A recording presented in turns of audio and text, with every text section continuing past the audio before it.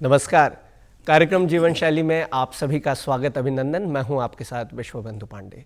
दर्शकों, जैसा कि आप सभी जानते हैं कि हम अपने इस कार्यक्रम में जीवन शैली से जुड़े हुए विषयों पर बातचीत करते हैं जो कहीं ना कहीं हमारी जीवन शैली को प्रभावित करते हैं और उससे जुड़ाव रखते हैं, जुड़े रहते हैं।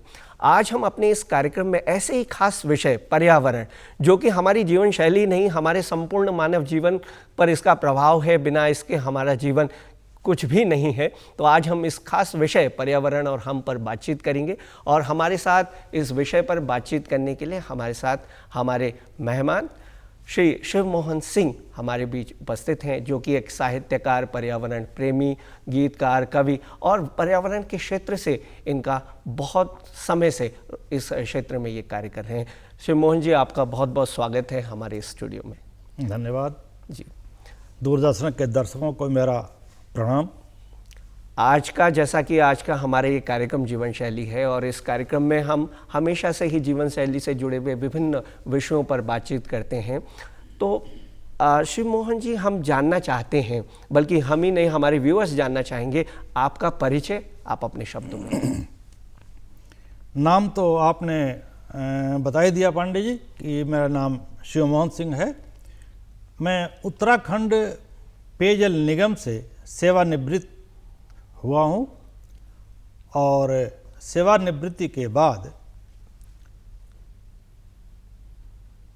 पर्यावरण की पोषक भूमि उत्तराखंड में प्रकृति के सानिध्य में रहकर साहित्य और समाज के साथ साथ पर्यावरण के संरक्षण के लिए अपना एक छोटा गिलहरी प्रयास करता रहता हूँ। मैं बड़ा तो नहीं कहूँगा, लेकिन जितना हो सकता है मैं प्रयास करता रहता हूँ पर्यावरण के लिए। जी, पर्यावरण के आज हम इस विषय, बहुत ही खास विषय है ये और मानव जीवन से जुड़ा हुआ विषय है, प्रकृति से जुड़ा हुआ विषय है। तो हम जानना चाहेंगे पर्यावरण से हम क्या समझते हैं, इसका तात्पर्य, अभिप्राय क्या है? देखिए पांडे जी, पर्यावरण बहुत सरल शब्द है।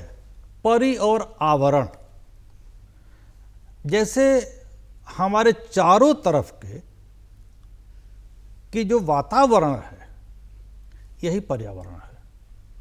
पर्यावरण कोई अलग चीज नहीं है। पर्यावरण से हम हैं और हमसे पर्यावरण है। तो हमारे चारों तरफ जो है, जो वातावरण है, वही पर्यावरण है जी। तो ये कोई अलग से शब्द नहीं है जी। ऐसा हम देखते हैं कि पर्यावरण का मानव जीवन शैली और हमारे संपूर्ण मानव, जैसे कि हमने अभी बातचीत की, इस पर प्रभाव रहता है। तो पर्यावरण मानव जीवन शैली से किस तरह से जुड़ा हुआ है, इस पर आप हमें बताएं, इस पर क्या कहना चाहेंगे? बहुत अच्छा प्रश्न किया पांडे जी आपने। देखिए, मानव जीवन शैली से पहले मैं कहना चाहूँगा कि हमारा ये जीवन जो है, ये शरीर जो है, उसके बाद ही जीवन शुरू होता है। बिल्कुल। क्षितिजल पावक गगन समीरा, इन 5 तत्वों से हमारे इस शरीर की, मानव शरीर की उत्पत्ति हुई है और फिर उसी में विलीन हो जाना है। यानी हम प्रकृति से निकलते हैं, पर्यावरण से निकलते हैं और पर्यावरण में ही हमें मिल जाना है। तो अब बात आई जीवन की, तो जो मृत्यु से, जन्म से मृत्यु के बीच में जो मानव जीवन है, उसमें पर्यावरण का बहुत बड़ा महत्व है। जीवन शैली की बात करूं तो पर्यावरण के साथ हमारा जीवन जुड़ा हुआ है जी। और एक एक चीज पर्यावरण के साथ चलता है। पहले हम सांस लेते हैं, ऑक्सीजन लेते हैं, वृक्ष ऑक्सीजन देते हैं, और जो हम कार्बन डाइऑक्साइड छोड़ते हैं वो वृक्ष ले लेते हैं और ऑक्सीजन छोड़ देते हैं वो। तो सांस से लेकर के जल, भोजन, सब पर्यावरण से हमें मिलता है। पर्यावरण हमें जीवन जीने की हर सुविधा उपलब्ध कराता है। जी।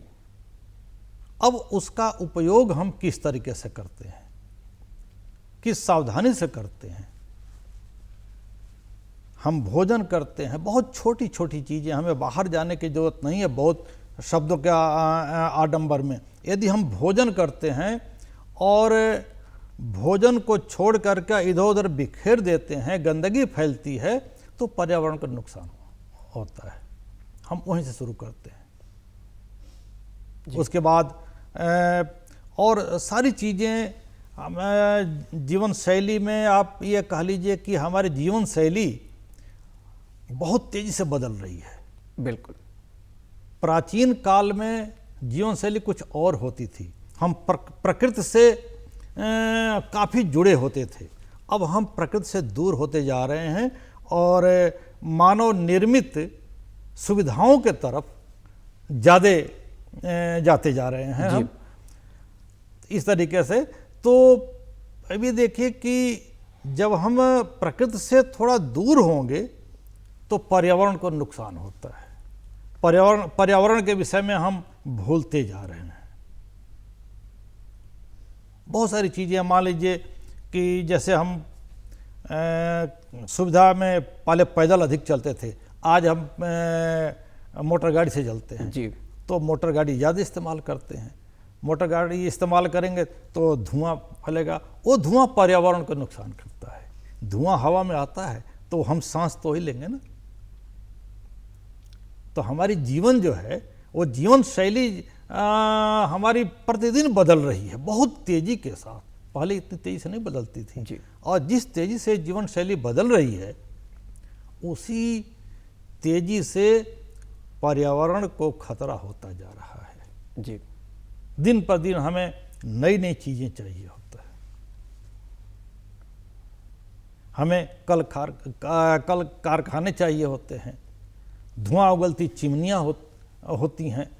अब चिमनियाँ धुआं उगलती हैं पूरे आसमान में, तो पर्यावरण को तो नुकसान होता ही है। जी।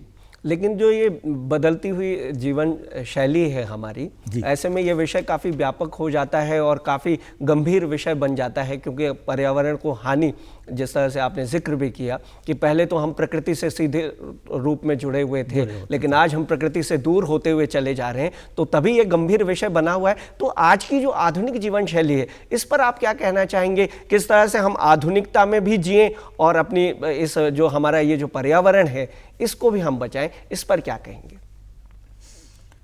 देखिए, एक तो जो मैंने आपको बताया कि हमारी जीवन शैली पल पल बदल रही है। जी बिल्कुल। इसका एक आशय ये भी है कि हम दिन पर दिन प्रगति करते चले जा रहे हैं और ये विकास के साथ, डेवलपमेंट के साथ ये जुड़ा हुआ है कि हमें मोटर गाड़ी चाहिए, रेलगाड़ी चाहिए चलने के लिए, हवाई जहाज़ चाहिए, ये सब धुआं छोड़ते हैं। जी। पानी के लिए हम बंद बोतल में आ गए हैं। अब क्या कहते हैं कि बहुत हाई फाई लोग बंद बोतल का पानी पीते हैं और उठा के यूँ फेंक देते हैं। जी। अब ये प्लास्टिक का कचरा सड़ता गलता नहीं है। एक तो मिट्टी को नुकसान पहुंचाता है, हमारे मतलब कि बहुत सारी चीज़ों को नुकसान पहुंचाता है। जब सड़ेगा गलेगा नहीं, पड़ा रहेगा, और ये कूड़ा करकट हमारे नदियों को, तालाबों को सब प्रदूषित कर रहे हैं। तो ये सब बहुत सारे आपने देखा होगा कि जैसे बच्चे ये खाते हैं और उसके साथ प्लास्टिक का वो बना रहता है, रैपर वगैरह जो होते हैं, उठा के फेंक दिया। तो ये हमारे जीवन शैली के साथ साथ ये ड्रॉबैक है, अशिक्षा है कि उसको हम न फेंकें। हमने जीवन प्रगति तो करना है हमें, लेकिन हमें बड़ी सावधानी से करना है और हमें प्रकृति से अपना सानिध्य बनाए रखना है, जुड़े रहना है। जिस दिन हम प्रकृति से अलग हो जाएंगे तो उस दिन हमारा ये जीवन नहीं रहेगा, नरक हो जाएगा। जी। आपने पर्यावरण के विषय पर खूब सारा लिखा भी है, साहित्य के क्षेत्र में आप कार्य भी कर रहे हैं, तो पर्यावरण जैसे गंभीर विषय, व्यापक विषय पर लिखने की आपका जो रुझान हुआ वो किस तरह से हुआ, ये हम जानना चाहते हैं। और यही जो ये इच्छा है ये हमारे व्यूअर्स के मन में भी होगी, वो भी इस पर आपके विचारों को सुनना चाहेंगे। पांडे साहब, बहुत ये बढ़िया प्रश्न किया आपने। अक्सर मेरे से पूछा जाता है और मैंने अपने परिचय में बताया था कि मैं उत्तराखंड पेयजल निगम से सेवानिवृत्त हुआ हूँ। तो एक तो ये वाटर सप्लाई डिपार्टमेंट, दूसरा पर्वतीय क्षेत्रों में मेरी पोस्टिंग रही है। तो प्रकृति के गोद में मैंने नौकरी भी की है और विकास भी। मैं 23-24 साल की उम्र में नौकरी करने आया जी, और पहली पोस्टिंग ही मेरी पर्वतीय क्षेत्र में रही तब से और रिटायरमेंट तक। तो मुझे क्या कहेंगे, पत्ते पत्ते बूटे बूटे का अनुभव हुआ जी। और मैंने देखा कि इस उत्तराखंड से जल, हवा और बहुत सारी चीजें, संदेश पूरे हमारे देश को जा रही हैं, विश्व को जा रही हैं। उत्तराखंड का पानी पूरे देश में जा रहा है। तो यदि, और कहा जाता है कि ये देवभूमि है और पवित्र जल है, यहाँ से लोग जल लेकर के गंगा का और जाते हैं, तो ये सब शुद्ध नहीं होगा। यहीं पर हमने देखा कि पगडंडियों पर जब टूरिस्ट आते हैं तो जहाँ टूरिस्ट आए वहाँ गंदगी फैलाते हैं। तो ये सब मुझे आकर्षित किया। और आकर्षण क्या समझिए कि मुझे दर्द होता है ये सब चीज़ें देख करके कि जिस प्रकृति के वातावरण में हम पल रहे हैं, बढ़ रहे हैं, प्रगति कर रहे हैं, जहाँ से हमारी पैदाइश भी हुई, यहीं से हुई है, और इसी के सानिध्य में उसी को हम गंदा कर रहे हैं, तो हमारा जीवन तो सुखमय नहीं रह सकता जी। ये से समझिए कि पर्यावरण है स्वच्छ तभी हम सुखी हैं। और ये सब चीजें जब आया तो मेरा रुझान हुआ, तब मैं लिखता हूं कि वायु वृक्ष जल जीवसम हरित धरा के मूल जी। पर्यावरण समारते जीवन के अनुकूल, जीवन के अनुकूल। और जल जंगल मिट्टी हवा जीवन के समतुल्य। बहुत सुंदर। ये उत्तराखंड के पगडंडियों पर डांडे डांडे जब घूमता हूँ, जंगलों में घूमा मैंने अपने नौकरी के, तो मैंने देखा कि यही जीवन है और इसी से हम पैदा हुए हैं कि जल जंगल मिट्टी हवा, जल जंगल मिट्टी हवा जीवन के समतुल्य, पर्यावरण बचाइए प्राणवायु बहुमूल्य, प्राणवायु बहुमूल्य जी। और मैं धीरे धीरे जितना हो सकता है सेवानिवृत्ति के बाद इस कार्य में लग गया, साहित्य और समाज के साथ साथ जोड़ते हुए। जल, जंगल और ज़मीन, ये सारी चीज़ें और हमारे बीच में हमारे आसपास जितनी भी चीज़ें हैं, इससे ही हमारा ये पारिस्थितिकी तंत्र, इकोसिस्टम और पर्यावरण बनता है। सर, आज के समय में आपने जैसा कि जिक्र भी किया, आपने सेवाएं दी हैं, पहाड़ी क्षेत्रों में आप रहे, उत्तराखंड, देवभूमि उत्तराखंड में आपने सेवाएं दी हैं, तो पर्यावरण की स्थिति वहाँ पर आपने किस तरह की देखी? कूड़ा करकट डालकर किया बुरा यह हाल, नदी प्रदूषित हो गई समतल होता ताल। जी। जो पहले ताल तलैये होते थे उसको भरते जा रहे हैं लोग। जो हमारे धारे चलते थे पानी के, उसमें कूड़ा करकट भर रहा है जी। कई गांव में हमने देखा प्राकृतिक जो जल स्रोत, जो जल स्रोत होता था जी, कुआं बोलते थे, वहाँ से गांव के लोग पानी भरते थे, बड़ी शुद्ध जल। बल्कि हम जो सप्लाई कर रहे हैं उससे ज़्यादा कई गांव में बताया गया कि ये जल बहुत ही पाचक है और उसी को पिया जाए, बाकी पाइप का पानी और किसी और इस्तेमाल किया जाए। लेकिन उसी के बगल में जब कूड़े का ढेर लगाएंगे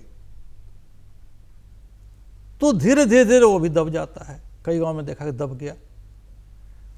तो उसके संरक्षण की ज़रूरत महसूस होती है कि ये जागरूकता अब गांव में आ रही है, धीरे धीरे शिक्षा हो रहा है, बहुत संस्थाएं काम कर रही हैं ये इस संबंध में, और सरकार भी अपने स्तर पर काम कर रही है। तो इसके लिए लोग अब धीरे धीरे हो रहे हैं कि फिर उस चीज़ को दूर कर रहे हैं। जी, ये तो आपने बहुत अच्छी बात कही, और कि संरक्षण की ज़रूरत भी, और ये काम भी समय समय पर होता जा रहा है, और हम इस कार्य की ओर आगे बढ़ रहे हैं अपने पर्यावरण को बचाने के लिए। बहुत ही इस पर एक व्यापक विषयों पर चर्चा समय समय पर होती भी रहती है। सर, हम जानना चाहेंगे पर्यावरण की जो स्थिति पर हमने बातचीत की है, तो कौन कौन से ऐसे कारक हैं जो हमारे पर्यावरण को प्रभावित करते हैं? देखिए, पर्यावरण को प्रभावित करने वाले मूल कारण पर्यावरण का स्थानिक तथा समय मापक्रम है। जी। जैसे सामान्यतः सभी जीव पर्यावरण के साथ स्थानिक और एवं समय मापक्रम के अनुसार क्रिया करते हैं। जैसे जीवाणु है, जी।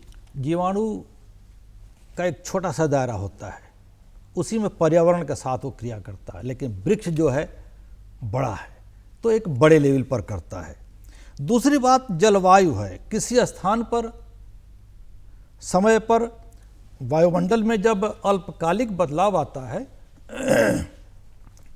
तो उसे मौसम कहा जाता है, और मौसम के कारण जब दीर्घकालिक बदलाव आता है तो उसे जलवायु कहते हैं।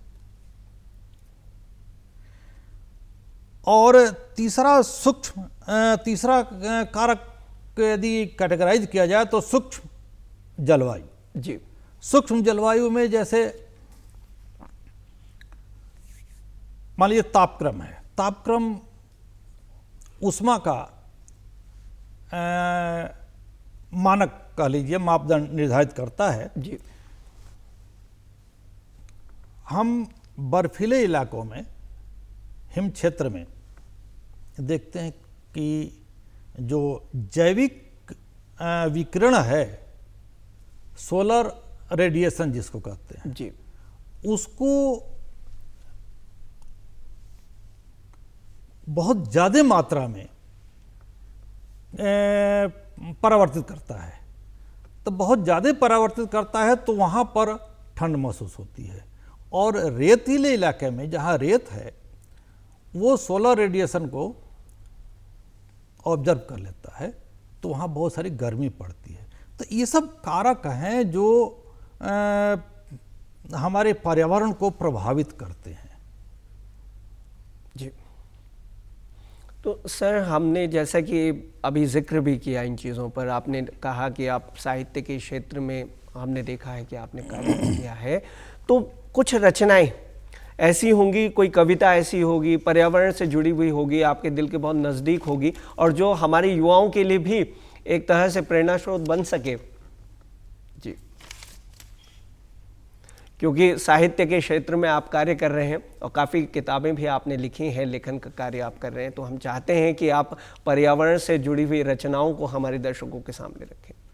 देखिए, एक तो मैं चाहूँगा थोड़ी सी बात एक और कहना चाहूँगा। जी बिल्कुल, ज़रूर। कि दोहों के रूप में कि वृक्ष कटे जंगल कटे, छलता गर्म समीर, पंछी को छाया नहीं दुर्लभ होता नीर। जी। किया वृक्ष को काट कर पर्यावरण तबाह, बिल्कुल। और पिघल रहे हैं ग्लेशियर बेतरतीब प्रवाह। तो ये सब चीज़ें हमें ध्यान रखना है, और मूल चीज़ हमें जल का संरक्षण करना है। तो उससे वृक्ष होगा, और वृक्ष से हमें ऑक्सीजन प्राप्त होगा, हमारी जीवन जो प्राणवायु जिसको हम कहते हैं वो सुधरेगा। उस पर एक गीत मैं आपको सुनाता हूँ, क्योंकि ज़्यादातर मैंने प्रकृति से संबंधित ही गीत लिखे हैं। जी। श्रृंगार भी है तो प्रकृति से संबंधित है। मेरा मानना है कि प्रकृति से ही हम हैं। बिल्कुल, और ये हमारा विषय भी है पर्यावरण। जी। जी। साधयवन की अभी अधूरी, पृथ्वी के साथ अभी अधूरी है, पूरी नहीं हुई है। जी। साधयवन की अभी अधूरी, घन में प्रीत पिरोना है। बादलों के साथ हमें प्रेम रखना है जी। कैसे? आगे बढ़े। बूंद बूंद जल भरे अंजुरी में, धरती में ही बोना है। मेघ सजीले नेह लगाकर, द्वार हमारे आते हैं, और यहाँ हम धूल धुआं से माथे तिलक लगाते हैं। चंद दिनों के नौले धारे, चंद दिनों के नौले धारे, फिर मरघट का कोना है। बूंद बूंद जल भर अंजुरी में, धरती में ही बोना है। जी।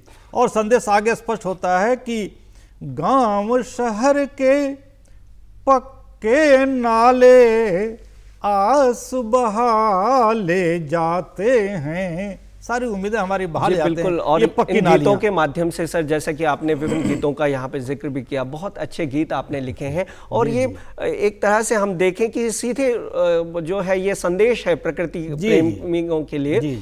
इसमें हम एक चीज़ जोड़ना चाहेंगे कि युवाओं की जो भूमिका है आज के समय में, तो युवा जो लोग हैं, जो हमारी यंगस्टर्स हैं, वो किस तरह से अपने इकोसिस्टम पर्यावरण को बचा सकते हैं, अपनी सहभागिता किस तरह से प्रदान कर सकते हैं इसको बचाने में? जी पांडे जी, बहुत अच्छा प्रश्न किया आपने। ये प्रश्न छूट रहा था जी।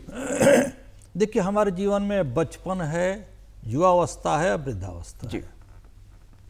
आज हमारे राज्य और हमारे समाज और हमारे देश को युवाओं की बहुत आवश्यकता है। युवाओं के लिए आप देखते हो कि हर कार्य में युवा भागीदारी हो रही है। जी। युवाओं में ऊर्जा अधिक है, कुछ कर गुजरने की तमन्ना है, और युवा यदि आगे आता है तो बचपन भी सुधरेगा। जी बिल्कुल। और वृद्धावस्था को संबल प्रदान करता है युवा। युवा हर यदि चाह जाए, और चाहता भी है, बहुत सारे क्षेत्रों में युवा है, जनरली राजनीति में ज़्यादा है, पढ़ाई लिखाई भी अपना कर रहा है, अपने भविष्य को भी देखना है। लेकिन ये पर्यावरण के विषय में मैं कहना चाहूँगा कि युवा यदि चाहे तो जहाँ है वहीं पर्यावरण की रक्षा कर सकता है। जहाँ है, चाहे घर में है, विद्यालय में है, या मार्केट में है, मॉल में है, कहीं भी खेल के मैदान में है, इस पर्यावरण को युवाओं की बहुत आवश्यकता है। और युवा अपना एक बहुत बड़ा योगदान दे सकते हैं पर्यावरण के संरक्षण में, और उसके लिए उनको कुछ भी अधिक करने की जरूरत नहीं है, एक्स्ट्रा करने की जरूरत नहीं है। सिर्फ विद्यालय में है, कोई चीज़ निकलते वक्त खाते हैं, बाहर विद्यालय पढ़ाई के बाद बाहर जाते हैं, कोई चीज़ गिरता है, उठा के डस्टबिन में डाल देते हैं। बच्चा देखेगा कहीं गुजरते हुए रास्ते से, वो भी सीखेगा। बुजुर्ग मान ली झुक नहीं सकता, कमर में दर्द है, उसका भी उठा के डाल देता है युवा। युवाओं का बहुत बड़ा महत्व है हमारे समाज के साथ साथ पर्यावरण के संरक्षण में, और अपने जीवन शैली के विकास में भी युवा बहुत बड़ा रोल अदा कर सकता है। जी बिल्कुल। और युवा जो व्यक्ति है, युवा हैं, वो भविष्य के हमारे कर्णधार हैं। जो अगली पीढ़ी है वो इन चीज़ों से काफ़ी कुछ सीखेगी, और ये कार्य निश्चित रूप से युवा जब आयु रहती है तभी करने की ज़रूरत है। सर, आपकी साहित्यिक जो यात्रा है, इसके बारे में आप संक्षेप में बताएं थोड़ा।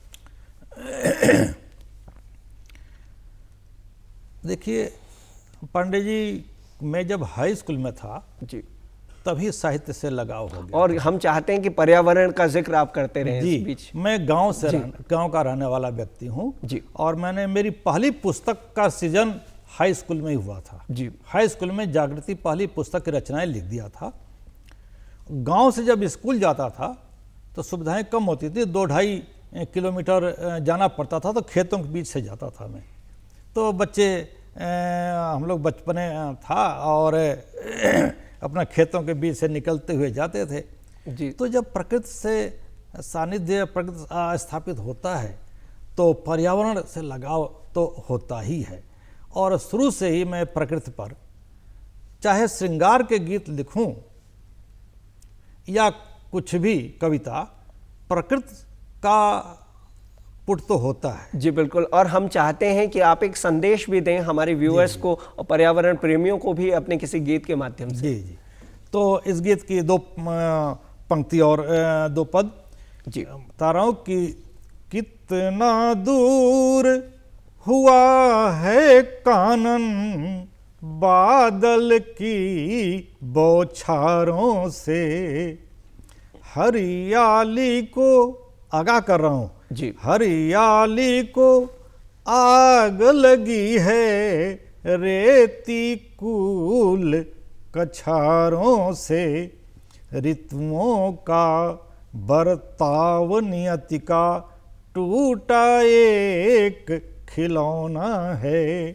बूंद बूंद जल भर अंजुरी में धरती में ही बोना है, कितना मूल्य चुकाया हमने निर्मल धार बहाने में, प्राणों की आहुति दे जाते पाखी प्यास बुझाने में, जल का संचय जीवन संचय कानन कानन सोना है, बूंद बूंद जल भर अंजुरी में धरती में ही बोना है।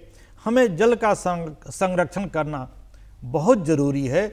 इसी से हमारे वृक्ष भी होंगे, पौधे लगाए जाएं। आजकल का मौसम है, हरेला त्यौहार मनाया जा रहा है हमारे उत्तराखंड में ये महीना। तो ये है कि पर्यावरण के से हम हैं और हम पर्यावरण को सहयोग करें, तभी हमारा जीवन सुंदर सुखमय व्यतीत हो सकता है। जी, ये कल्पना भी हम नहीं कर सकते कि पर्यावरण को बिगाड़ करके हम सुखी रहेंगे, ऐसा कभी नहीं हो सकता। बिल्कुल, और बहुत ही सुंदर ढंग से आपने जो ये गीत लिखे हैं, कहानी कविताएं लिखी हुई हैं, ये एक ज्वलंत विषयों पर हैं और पर्यावरण से सीधे तौर पर ये जुड़ी हुई हैं। सर, शहरी क्षेत्रों में पर्यावरण की क्या स्थिति आप देखते हैं कि क्या यहाँ पर, क्योंकि पेड़ों का कटान होता रहता है, हमें आधुनिक जीवन भी जीना है, हमें सुविधाओं को भी अर्जित करना है, तो ऐसे में ग्रामीण क्षेत्रों में पर्यावरण ज़्यादा सुरक्षित है या शहरी क्षेत्रों में ये ज़्यादा सुरक्षित है या इसको हानि हो रही है? इस पर क्या कहेंगे? समय कम है, लेकिन समय मैं एक बात, मैं अपनी बात कहना चाहूँगा बड़ा स्पष्ट जी और निर्भीकता के साथ मैं कह रहा हूँ कि इसमें हमारे विचार, सोच जो है वो पर्यावरण को बहुत बड़ा नुकसान पहुंचा रहा है। बिल्कुल। कैसे? मैंने लिखा है कि एक जगह की